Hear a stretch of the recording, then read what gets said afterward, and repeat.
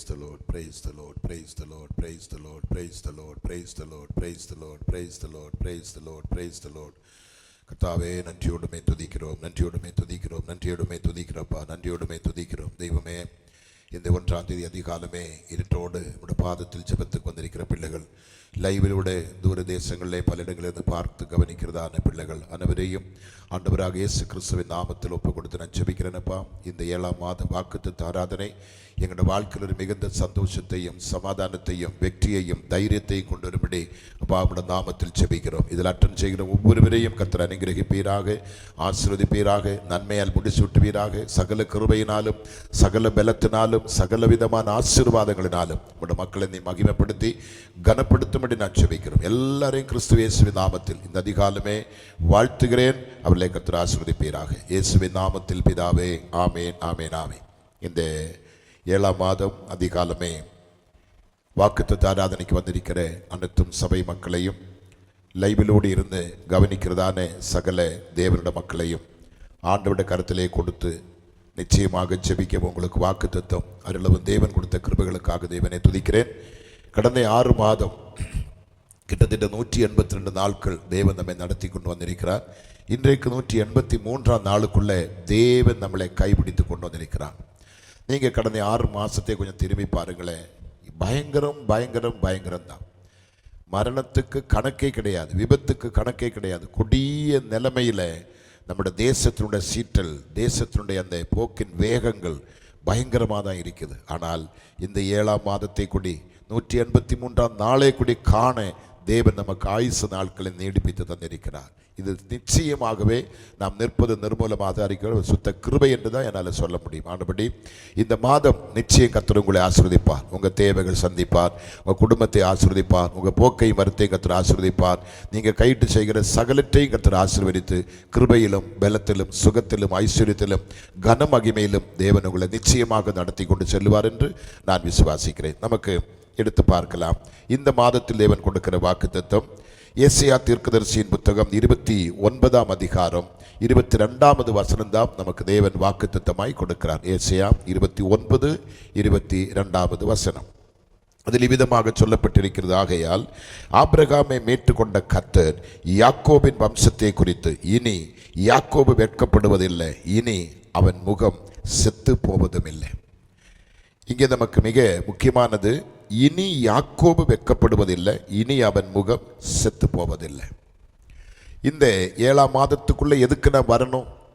என் வாழ்க்கை அப்படி, என் வாழ்க்கை இப்படி, கடன் ஒரு பக்கம், பலவீனம் ஒரு பக்கம், வியாதி ஒரு பக்கம், மரணம் ஒரு பக்கம், தனிமை ஒரு பக்கம், நிந்தனை ஒரு பக்கம், அப்படியே மனுஷனுடைய சமாதானம் நஷ்டப்பட்டு எல்லாமே கைவிட்டு போகிறது மாதிரி ஒரு பெரிய பயம், திகில் மக்களை வாட்டி கொண்டிருக்கும் பொழுது எதெடுத்தாலும் வெக்கம், எதெடுத்தாலும் நஷ்டம், எந்த பக்கம் போனாலும் கஷ்டம், அப்படி தோல்வியை கண்டு கொண்டிருக்கிற நீங்கள் இதை கவனித்து கொண்டிருக்க நான் விசுவாசிக்கிறேன். 7ஆம் மாதம் என்று சொன்னாலே பூர்ணதையை குறிக்குது. 7 என்று சொன்னாலே பூர்ணதையை குறிக்குது, ஒரு நிறைவின் அனுபவத்தை குறிக்குது, ஒரு சம்பூர்ணதையை குறிக்கிறது.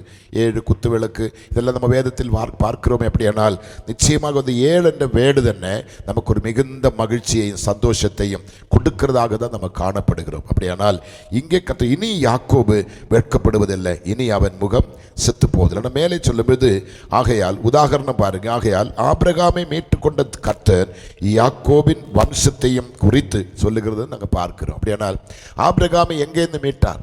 ஒரு கொடிய விக்கிரக தோப்பு, ஒரு கொடிய விக்கிரக சமுதாயம், அதனுடைய அடிமத்தனத்தில் இருந்தவங்க தான் இந்த ஆபிரகாம். அவங்க தான் என்னுடைய ஹோல்சேல் வியாபாரம். தகப்பன் தான் பெரிய ஹோல்சேல் வியாபாரி, தெய்வங்களை உற்பத்தி பண்ணி விற்கிற தொழிற்சாலை, தெய்வங்களை உண்டாக்கி தெய்வங்களை ஹோல்சேல் வியாபாரம் பண்ணுகிற பெரிய ஹோல்சேல் வியாபாரி இந்த ஆபிரகாமோட தகப்பன். அவரும் அதில் ஈடுபட்டவர் தான். அப்போ அதிலிருந்து தேவன் ஆபிரகாமை தனிச்செடுக்க பார்க்குறாங்க.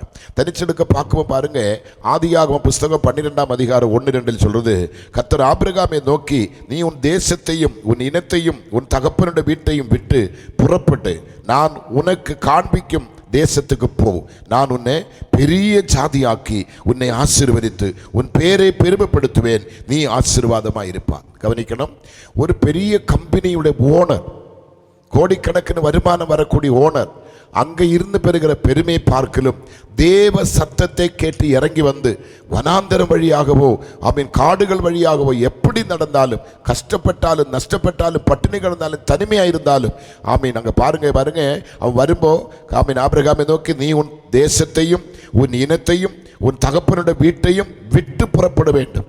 தேசம் விட்டாச்சு, தகப்பன் விட்டாச்சு, இனத்தாரை விட்டாச்சு, எல்லாம் விட்டு தனிமையிலே ஆபிரகாம் தனக்கு வேறு பயணத்தை அங்கே ஆரம்பிக்கிறார்கள். எதுக்காக தேவன் இப்படி பிரித்தெடுக்கிறது கேட்டால், ஆண்டவருக்கு ஆபிரகாம் தேவைப்படுகிறது.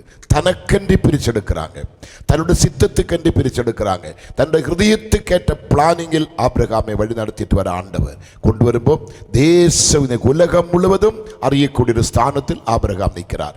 இந்த உலகத்தில் இருக்கிற சகல இயேசுவின் இரத்தத்தால் மீட்கப்பட்ட பிள்ளைகளுக்கு தகப்பன் என்ற ஸ்தானத்தில் ஆபிரகாமை கர்த்தர் உயர்த்தி வச்சிருக்கிறாங்க. அவரை தெரியாதவங்க யாருமே இல்லை. அப்போ நம்ம விட வேண்டியதை விட்டு ஆண்டவருக்குள்ளே வந்து அவருடைய சித்தம் செய்ய நம்மளை சமர்ப்பிக்கும் பொழுது நம்மை கர்த்தர் பேரும் பெருமை உள்ளவங்களாக மாற்றாங்க. அப்போ இந்த ஆபிரகாமை மீட்டு அதே கர்த்தர் இப்ப என்ன சொல்லுகிறார், யாக்கோபை நான் மீட்டுக்கொள்ள வேண்டும். யாக்கோபும் அவிதமான அடிமைத்தனத்துக்குள்ளே கிடக்கிறார். அவனை நான் தூக்கி எடுக்கணும், அவனுடைய குலத்தை அவனுடைய வம்சத்தை நான் ஆசீர்வதிக்கணும், அவன் தலைமுறைகளை ஆசீர்வதிக்கணும். அப்படியானால் ஆண்டவர் எப்பொழுதுமே தன்னை நம்பி வருகிற பிள்ளைகளை, அழைப்பு கேட்டு தலை குனிந்து வருகிற பிள்ளைகளை ஆசீர்வதிக்கணுமே தவிர வேற ஒன்றும் அவர் செய்ய மாட்டாங்க. அவர் ஆசீர்வாதத்தின் ஊற்றாயிருக்கிறார், ஊற்றுக்கண்ணாயிருக்கிறார். அந்த கர்த்தர் தான் சொல்லுகிறார், ஆபிரகாமே மீட்டுக்கொண்ட கர்த்தர் யாக்கோபின் வம்சத்தை குறித்து இனி யாக்கோபு வெட்கப்படுவதில்லை, இனி அவன் முகம் செத்து போவது. அப்படியானால் இதை கேட்டுக்கொண்டிருக்கிற நீங்கள் ரட்சிக்கப்பட்ட நபரா? மனம் திரும்பிட்டீங்களா? உண்மையிலே பிதாகுமார் பரிசுத்த நாமத்தை ஸ்நானப்பட்டீங்களா? ஒரு நல்ல பரிசுத்த சபையோடு நீங்கள் ஐக்கியமாக இருக்கிறீங்களா? இந்த சபையை பொறுத்த வரைக்கும் நல்ல உபதேசம், நல்ல ஆராதனை, நல்ல பக்தி விருத்தி, நல்ல ஒரு கட்டுப்பாட்டுக்குள்ளே போகிற ஒரு சபை இந்த சபை. வருகைக்காக மக்களை ஆயத்தப்படுத்த ஒரு ஃபேக்டரி என்று தான் சொல்ல முடியும். அப்படிப்பட்ட சபை தான் இந்த சபை. இங்க இருக்கிற நீங்கள் கொடுத்து வச்ச பிள்ளைங்க உண்மையிலே. அப்படியானால் இன்னும் வெளியில் அநேகருக்கு கவனிக்கிறார்களே, நீங்களும் அவிதமாக தான் இருக்கிறீங்களா? முதல்ல நீங்கள் பார்க்க வேணும். ஆண்டவர் எதுக்காக நம்மளை அழைத்தார், எதுக்காக நம்மளை மீட்டுக்கொண்டார்? தனக்கன்றி வாழ்வதற்காக, தன் கர்த்தர் நாமத்தில் உங்களை கௌரவிக்கிறதுக்காக, உங்களை உயர்த்துவதற்காக, உங்களுடைய கையின் பிரயாசங்கள், உங்களுடைய எல்லா காரியங்களையும் கர்த்தர் ஆசீர்வதிப்பதற்காக தான் உங்களை தேவன் அழைத்தாங்க. ஆபிரகாமை அப்படிதான் அழைத்தார். அதே போல யாக்கோபையும் அவன் கோத்திரத்தையும் கர்த்தர் அழைக்க பார்க்கிற பாருங்க, அழைத்தார். கர்த்தர் யாக்கோபை ஆசீர்வதித்தார். அதே கர்த்தர் இந்த 7ஆம் மாதத்தின் துவக்கத்தின் முடிவரையிலும் உங்களை கர்த்தர் ஆசீர்வதிப்பார். ஜீவகாலம் முழுவதும் கர்த்தர் உங்களை ஆசீர்வதிப்பார். அப்ப எதை விடணும், எதை வெறுக்கணும், எதை வேண்டாம் என்று தள்ளணுமோ நீங்க தான் முடிவெடுக்கணும். அதை விட்டு ஆண்டவரே தஞ்சம், அவரே சார்ந்து, அவரை தவிர எனக்கு உலகத்தில் வேற ஒண்ணுமே இல்லை, அந்த நிலைமைக்கு வரவனே தான் கர்த்தர் இப்படி பேரும் பெருமைமா உயர்த்தி கர்த்தர் கொண்டு வைப்பார் உள்ளதான். ஆதியாகமம் 12ஆம் அதிகாரத்திலே முதல் வசனத்திலே அதுதான் நமக்கு பார்க்கிறோம். அப்படியானால் வார்த்தைக்கு கீழ்ப்படியணும், சித்தத்தை செய்யணும். அப்படி அர்ப்பணித்து பாருங்க, உங்க வாழ்க்கை பூத்து குலுங்கும், உங்களோட வாழ்க்கை மிக சந்தோஷமாகும், மிகுந்த ஐஸ்வரியத்துக்குள்ள, மிகுந்த கனமகிமைக்குள்ள கர்த்தர் உங்களை கொண்டு வருவார். இந்த மாதத்தில் நிச்சயமாகவே இந்த வார்த்தை பாருங்க எவ்வளவு தெளிவா இருக்கு. இனி யாக்கோபு வெட்கப்படாது. எங்க வெட்கப்பட்டீங்க? எந்த ஸ்தானத்தை வைக்கப்பட்டீங்க? எங்கே உங்களோட முகம் செத்து போய் நிற்குது? மனுஷன் முகத்தை பார்க்க முடியாத அளவுக்கு உள்ள முகத்தில் இந்த செத்து போன நிலைமை எதனால் வந்தது? ஆண்டவர் உன் கையை பிடித்து சொல்றார். 7ஆம் மாசத்துல 183ஆம் நாள் உன் பக்கத்திலே நின்று வலது கையை எப்படி சொல்றான், இனி யாக்கோபு வெட்கப்படுவதில்லை, இன்னும் அவன் முகம் செத்து போவதில்லை. உங்களால் ஏற்றெடுக்க முடியுமா? உங்களால் விசுவாசிக்க முடியுமா? இது எனக்கு நடக்கும் பாஸ்டர், இந்த வாக்குத்தத்தம் எனக்காக தான், என் குடும்பத்துக்காக தான், என் சபைக்காக தான், இது நான் நம்புறேன், 100% நான் நம்புறேன் சொல்லி ஏற்றெடுத்தால் உங்க வாழ்க்கை முழுவதும் மாறப்போகுது. மறுபடியும் நான் சொல்றேன், எது விட்டு வரணுமோ அது விட்டு வந்துடுங்க. ஆண்டவர் இது வேண்டாம் விட சொல்றேன்னு அதை விட்டுருங்க. அது என்ன லாபம், என்ன பெரிய இருந்தாலும் அதை குப்பையாக எண்ணி விட்டுருங்க. விட்டு இயேசுவின் சித்தம் செய்ய அவருடைய சத்தம் கேட்டு இறங்கி வந்து பாருங்க, உங்க வாழ்க்கை மிக ஆசீர்வாதமா. நான் இதே போன்ற ஆபிரகாமின் சத்தத்தை கிட்ட எப்படி அதே மாதிரி தான் நான் என் மனைவி வீட்டை விட்டு இறங்குறேன். எங்களுக்கு அப்பா அம்மா சொந்தம் வீடு சொத்து நாடு எல்லாத்தையும் விட்டு அப்படியே விட்டு வெறுங்கையோடு, ஆபிரகாம் எப்படி நிறைய வாரிட்டு வந்திருப்பா போல, நான் வெறுங்கையோடு, யாக்கோபு நிறைய எடுத்துட்டு வந்திருப்பா போல, நான் வெறுங்கையோடு வீட்டை விட்டு இறங்கினவன் தான். எனக்கு எந்த குறை ஆண்டு வைக்கல. அனுபவத்தோடு சொல்றேன், உங்களையும் அவிதமாய் கர்த்தர் ஆசீர்வதிப்பார். நம்ம ஜெபம் பண்ணுவோமா?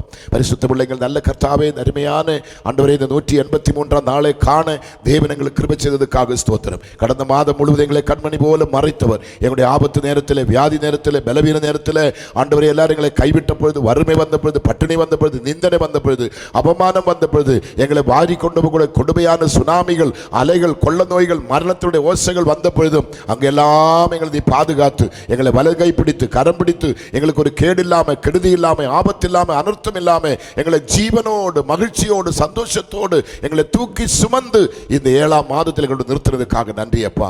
இந்த நாளின் துவக்கத்தின் முடிவரையிலும் உம்முடைய பிரசன்னம் என் மக்களோடு இருப்பதாக. இந்த இருட்டோடு இந்த வார்த்தை கேட்க வந்த பிள்ளைகள் ஒருபோது வெட்கப்பட்டு போகக்கூடாதப்பா. அன்னைக்கு கல்லறை ஆண்ட மரியாளும் மற்ற மரியாளும் ஆண்டவரை தேடி வந்த பொழுது அவள் எம்மை எப்படி கண்டு, அதே போல இந்த அதிகாலமே வருகிற பிள்ளைகளுமே காணட்டும், உம்முடைய முகத்தை தரிசிக்கட்டும், உம்முடைய சந்தோஷத்தை அனுபவிக்கட்டும், உம்முடைய ஆனந்தத்தை அனுபவிக்கும். இந்த மாசம் முழுவதும் ஒரு செழிப்பான, ஒரு மகிழ்ச்சியானதாக இருக்கட்டும். இனி யாக்கோபு வெட்கப்பட்டு போவதில்லை, அவன் முகம் செத்து போவதில்லை சொன்ன வார்த்தை அப்படி என் பிள்ளைகளுக்கு ஆகட்டும். ஆண்டவரே, ஒருவர் எந்த ஸ்தானத்தில் வெட்கப்பட்டு போக விடக்கூடாது, கனவீனப்பட விடக்கூடாது, சோர்ந்து போக விடக்கூடாது. அவங்க செய்வதெல்லாம் வாய்க்கட்டும், எல்லாம் அனுங்கிரகமாய் ஆசீர்வாதமாய் மாற்றுங்கப்பா. இந்த ஜெபத்தில் தூரத்திலும் சமீபத்திலுமா இருந்து கலந்து கொள்ளுகிற, அது எம்ஏஜி ஹாஸ்பிட்டல் வாய்ஸ் மூலமாக இது கவனிக்கிற மற்ற எல்லா மக்களையும் பிதா, குமாரன், பரிசுத்தாவின் நாமத்தில் அனுங்கிரகித்து ஆசீர்வதித்து நான் ஜெபிக்கிறேன். எல்லாருக்கும் இது ஆசீர்வாதமாக இருக்கட்டும்.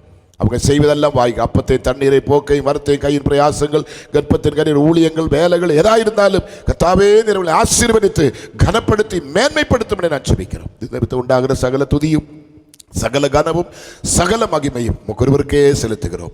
இயேசு கிறிஸ்துவின் நாமத்தில் பிதாவே, ஆமீன், ஆமீன், ஆமீன். இந்த வாக்குத்தத்த ஆராதனையிலே கலந்து கொண்ட அனைவரையும் கிறிஸ்து இயேசுவின் நாமத்தில் நான் வாழ்த்துகிறேன். நிச்சயமாய் கர்த்தர் உங்களை ஆசீர்வதிப்பாராக. இது உங்களுக்கு கையில் வரும்போது நீங்கள் மற்றவங்களுக்கு ஷேர் பண்ணுங்க. நிச்சயமா இதுக்காக செபியுங்க. இயேசுப்பா நிச்சயம் உங்களை ஆசீர்வதிப்பாராக. Okay, thank you. God bless you.